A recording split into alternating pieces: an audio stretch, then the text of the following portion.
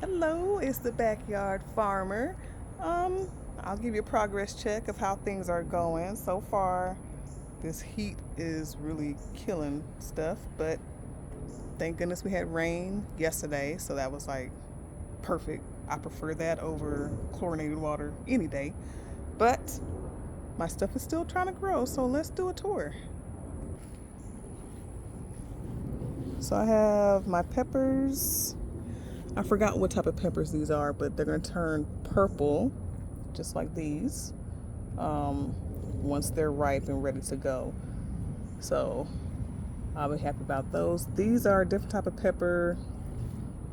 They're small like this, but I don't think I'm gonna grow these next year because it's not a lot of. It's more seed than I like. My watermelons are growing really good. As you can see, the heat is killing my marigolds pretty good. My tomatoes. So if y'all are having the same issue I am, please let me know what to do because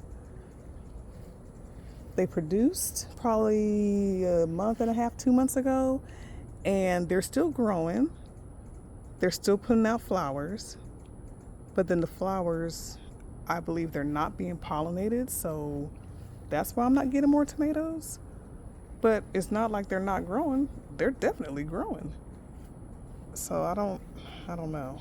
I don't know. My strawberries have been putting out a whole bunch of babies, so I've just been popping them back into the soil so they can regrow.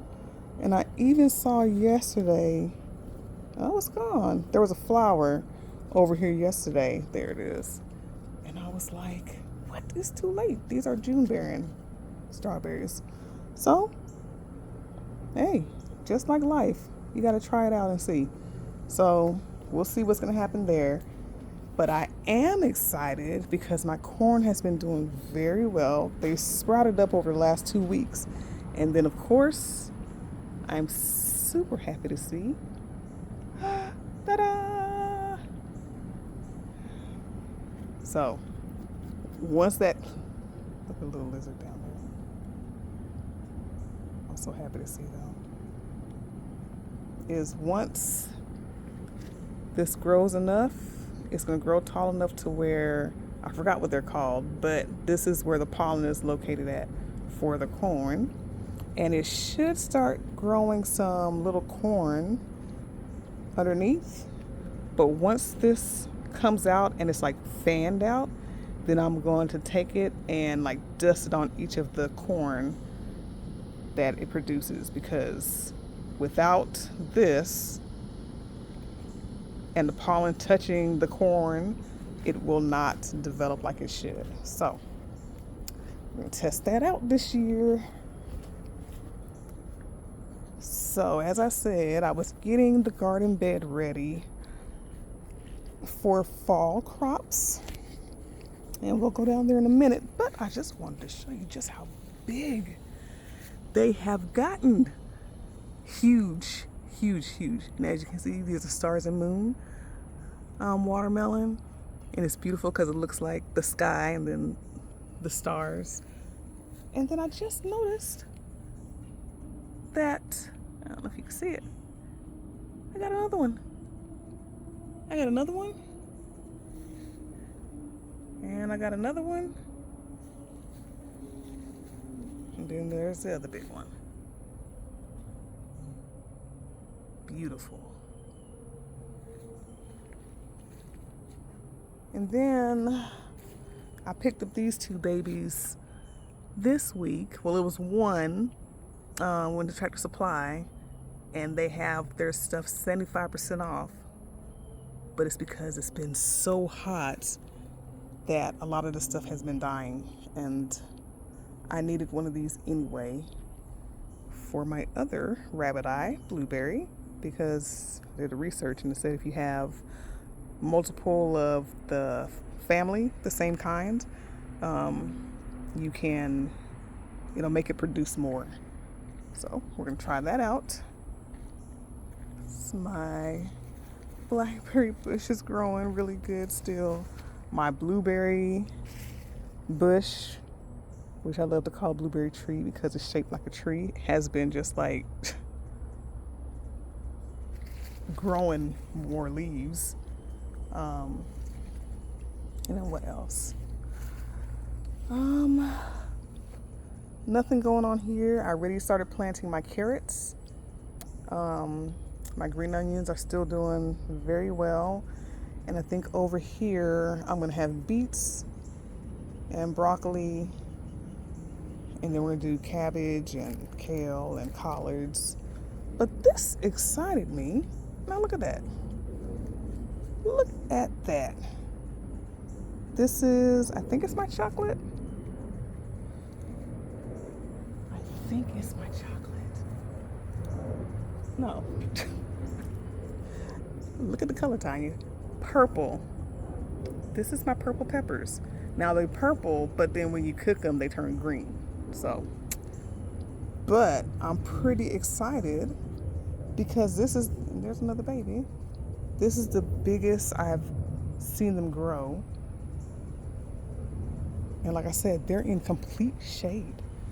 And then this is a chocolate pepper, but I don't know why it's called that because they're green. So we'll see as time goes on if maybe they change color.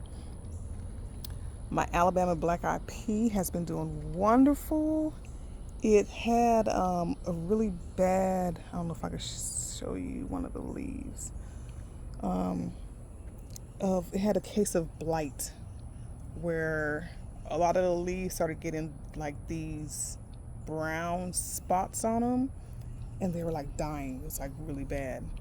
So I cut a lot of the leaves off. A lot. It was pretty bare, and it grew the leaves back, and it's been actually getting more blooms on it. It's starting to, I guess, produce more beans, as you can see. So with the beans, you got to wait till the pot is about a kind of like a yellowy color, and that is when you can actually pick them and you can cook them, or like what I've been doing is just drying them so that I can use them later. But I'm pretty excited to try these out. Oh, here's one that's not quite there, but it's getting there. So I'll give it like a couple more days and then I'll pull it. My cucumber is still, yeah, as you can see, a little bit of nutrient deficiency, and see, now that's what I'm talking about. See that? That's powdery mildew right there. So I'm gonna have to cut these leaves off. But I'm also debating on just cutting it down. But I feel bad because it's still trying to grow cucumbers. Still growing cucumbers. So I don't know. I don't know. See? Still growing cucumbers. But yeah, we'll see. We shall see what we're gonna do. I haven't put nothing in this bed yet, but it's gonna be where a lot of my greens are gonna go. And in this bed, I have okra, and I have green beans, and these little babies here are sweet peas. So these are all bush varieties, so bush peas and bush beans. I've never grown them before, so I'm just testing it out. And my okra is doing good. It's gonna start having some, don't call them mosquitoes. Some okra, as you can see right there. It's gonna start growing.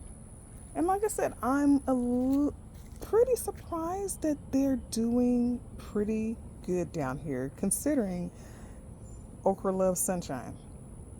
So yeah, we're just gonna see what it does. There's my green beans, as you can see. is already starting to put little blossoms out. So we get ready to produce some beans. This one isn't doing so well. Not quite sure why. But I'll have to dig that up and maybe transplant it somewhere else. So, in preparing for fall gardening, excuse up here, I built a bookshelf, so I gotta finish doing that. I have all my little seedlings. So I'm doing cucumber, because that's gonna take 75 days. So I can go ahead and put that back, cut down the other cucumber and put this in, and still have cucumbers before the frost. Cauliflower, I have some more peas. This is another type of cucumber. This is a smaller version. Some more cauliflower, collards, a cabbage. I'm still waiting on my broccoli to come up. Another cabbage. This is my herbs section. So I have cilantro that popped up, dill popped up, coriander popped, well, cilantro and coriander are the same. And parsley popped up. That was not here this morning, but I'm so happy to see you. So I'm just waiting on thyme and oregano to pop up. This is komatsuna, an old Tokyo green. So I am excited to see what that's gonna look like compared to the collard greens. An early purple broccoli. This one I think should take, I believe it's 75 days. I believe so. We'll see. And then I have a dwarf blue curled kale. And this is new. It's a Vicks plant. So I bought this at the nursery this week. It has a smell like almost like Vicks, like the eucalyptus smell. So I wanted to have that as a good way to purify the home, as well as when we have colds or congestion or whatnot. You just basically, like, if you rub one of the leaves, you can smell that like effervescent smell that you get whenever you open Vicks. That's what you get from this plant. So just imagine if you're congested, if you pick off some of these leaves, put it in some hot water that's in a bowl, and then put a towel over your head and just smell that. That'll clear you up really good. So I'm pretty excited about that. Propagating some so I can take to my mom so she can start growing some too. And then I have spinach over there.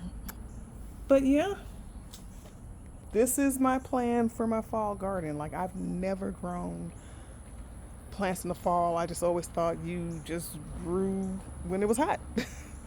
But I am pretty excited to see how the garden will do in the fall and in the winter time, and seeing things that I can still harvest in the cool months and eat, because I'm very excited for that. I'm very excited for that. So I will keep you posted. Share whatever thoughts that you have that you think can help me out with these tomatoes, or anything else that you've seen that maybe I didn't catch. Please share. And until the next time, see you and God bless.